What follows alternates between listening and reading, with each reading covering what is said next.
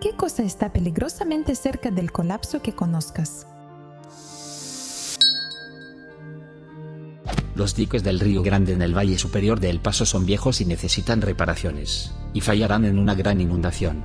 Recientemente, la Agencia Federal de Gestión de Emergencias consideró que los suburbios bajos del Valle Superior se encontraban en una llanura aluvial. La semana pasada, un pobre niño de Juárez fue arrastrado por el agua tras salir de la escuela. El cuerpo fue encontrado unos días después. Yo estaba en Juárez cuando todo esto sucedió, y me preguntaba si El Paso eventualmente tendría problemas similares debido a los diques. Descansa en paz, Rafi. Hay un residuo de la combustión del carbón llamado cenizas volantes. Las utilizamos en el hormigón. Hace que el hormigón sea mejor y más barato. Nadie está construyendo nuevas centrales de carbón y las antiguas están cerrando. Cada vez es más difícil de conseguir cenizas. Si tenemos que comprarlas lejos, como en China, los costes de transporte anulan el ahorro. Podemos obtener el mismo hormigón solo con cemento y productos químicos añadidos, pero es más caro. Es probable que dentro de 10 años ya no lo utilicemos. Es una cosa realmente menor que tendrá consecuencias de largo alcance. Arquitectos e ingenieros buscarán probablemente formas de reducir el hormigón en sus edificios a medida que aumenten los costes. No es probable que afecte a las viviendas, pero sí a la arquitectura de los grandes centros urbanos. El acuífero de Ogallala. ¿Sabes que Kansas y Nebraska son conocidos por sus interminables campos de trigo y maíz? Pues lo hacen perforando pozos en uno de los acuíferos más grandes del mundo, situado en las profundidades del Medio Oeste. En esas zonas no llueve lo suficiente para todos esos cultivos, así que el agua de los pozos compensa la diferencia. Pero la estamos drenando y no se puede reponer. Una vez drenada, será el Dust Bowl 2.0, periodo de tormentas de polvo, y no habrá más agricultura a gran escala en el Medio Oeste. La industria de los cítricos de Florida, concretamente las naranjas.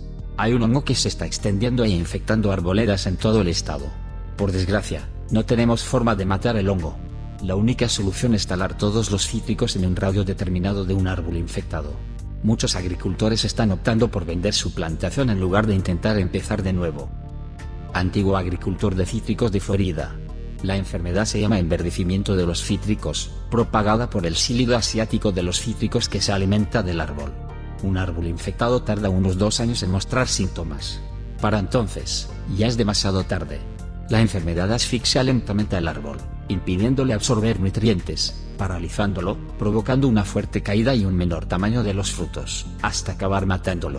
La enfermedad no tiene cura y ya ha acabado con más del 90% del sector en Florida. Esto está teniendo un enorme impacto en las abejas. Nuestra última cosecha de miel de azahar fue solo el 10% de la que obtenemos normalmente. Perdimos más colmenas de las que deberíamos, entre un 25 y un 50%, dependiendo de la ubicación. Esto sumado a la falta de lluvias este año ha sido brutal. La Garisenda, una de las 2 torres del siglo XII que quedan en Bolonia, Italia, las vi en abril. La verdad es que tiene un aspecto bastante ridículo. Han bloqueado la zona con unos contenedores de transporte porque es probable que las torres se caigan cualquier día. Parece que hay algunos intentos de restauración a medias, pero ni idea de cuál es el plan. Acabo de buscarlo y sí, no se ven muy bien. Me pregunto cómo de sorprendidos estarían los constructores si les dijeras que después de 915 años todavía están en pie. Probablemente menos sorprendidos que por su reacción a volver a la vida después de más de 900 años. Sin intervención humana, la red energética local está solo entre 6 y 24 horas del colapso total, dependiendo de lo avariciosa que sea la compañía eléctrica en cuanto a copias de seguridad automáticas. Lo más probable es que la red eléctrica falle primero y en cuestión de horas. Otras fuentes de energía, como la calefacción urbana o el gas natural, tardarán más porque dependen menos de la intervención humana. Hace un mes estuve en casa de mis abuelos. Por un tema de herencia llamaron a un arquitecto. Lo primero que les dijo es que ya no pueden vivir en la casa, porque corre el riesgo de derrumbarse. Esa noche nadie durmió. Vivo en una ciudad llamada Lowell, Massachusetts, y ahí está el puente Rourke, construido hace 40 años con la intención de que fuera temporal. Sinceramente, me recuerda a esos horribles puentes sobre los ríos de Siberia u otros lugares de Asia Central. Es ruidoso y lleno de baches, y puedes sentir cómo se balancea todo porque lo cruzan 25.000 coches todos los días, y no solo eso. Se puede pasar por debajo, ya que hay una pasarela fluvial a la que conecta, y se pueden ver secciones oxidadas pudriéndose. Hace unos 6 meses, un camión lo cruzó y un panel de la superficie se introdujo en el depósito de gasolina. El camión consiguió cruzarlo, pero no sin antes perder entre 80 y 100 galones de combustible en el puente y en el río. El río tenía una zona pantanosa cerca del puente, y se podía ver cómo el combustible se deslizaba y se acumulaba en esa zona. No creo que sobrevivieran muchas cosas debajo. Seguro que murieron muchos huevos de peces y pequeños animales acuáticos.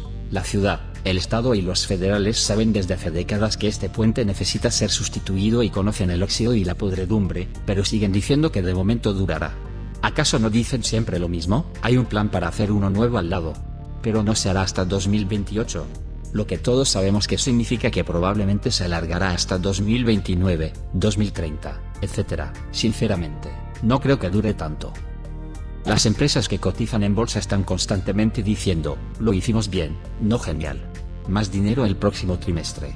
Oh, eso es bueno, no genial. Más dinero el próximo trimestre. En los 4 años que llevo en mi empresa, mi cuota de producción se ha triplicado y es insostenible.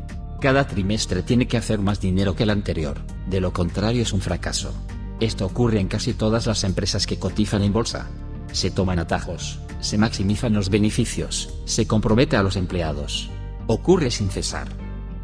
La cadena alimenticia. Todavía me sorprende que nadie hable del hecho de que la biomasa de insectos ha disminuido un 47%, y la abundancia un 61.5% en los últimos 35 años. En algunas zonas ha medido un descenso del 75% en una sola generación. Este apocalipsis de los insectos es muy malo. No se fíen solo de mi palabra. De hecho, la mayoría de los biólogos coinciden en que el mundo ha entrado en su sexta extinción masiva, la primera desde el final del Cretácico hace 66 millones de años, cuando pereció más del 80% de todas las especies, incluidos los dinosaurios no avianos. Abejas. Estamos perdiendo abejas a un ritmo alarmante. En cuanto a especies importantes, encabezan la lista. Son polinizadores críticos, polinizan 70 de las cerca de 100 especies de cultivos que alimentan al 90% del mundo. Las abejas de la miel son responsables de $30.000 millones al año en cultivos. Bueno, la capa superior del suelo se está agotando. Lo que solía ser metros de profundidad del suelo fértil se ha reducido a pulgadas. Lavado o barrido por el viento debido a la agricultura y el riego. Información objetiva en Internet.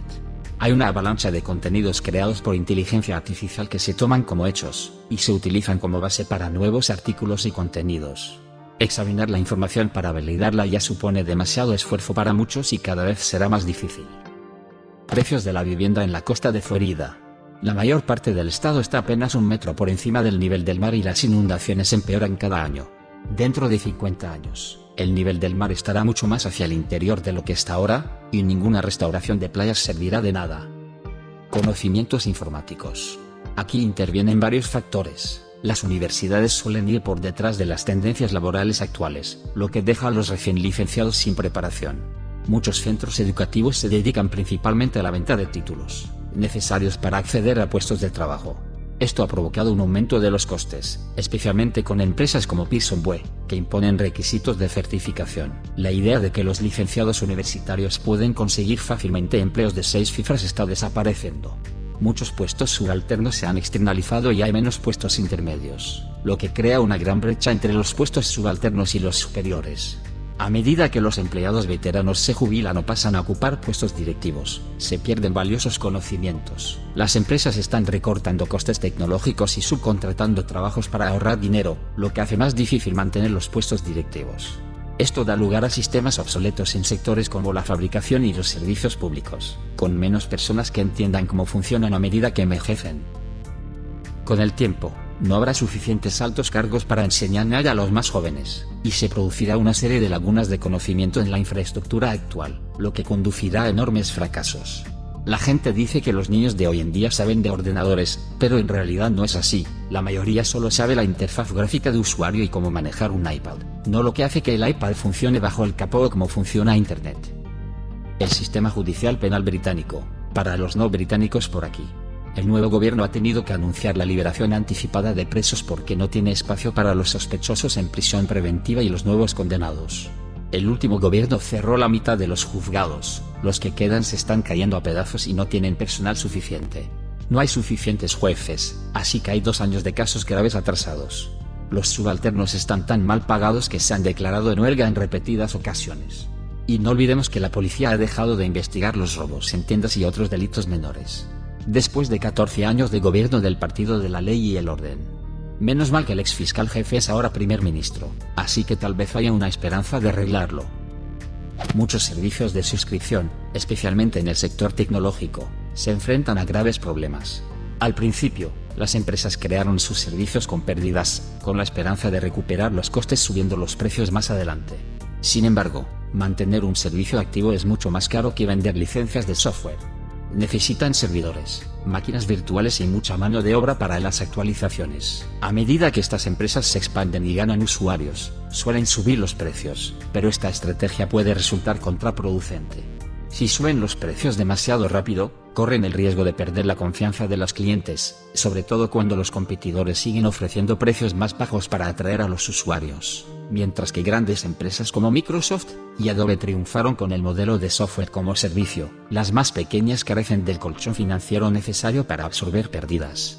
Muchas luchan por repetir este éxito, y fracasan poco a poco al intentar competir en un mercado saturado. Las migraciones humanas ejercerán una enorme presión sobre varios países del mundo a medida que cambia el medio ambiente. ¿Qué otra cosa conoces que está cerca del colapso? Deja un comentario. Y suscríbete al canal si quieres ver más videos como este.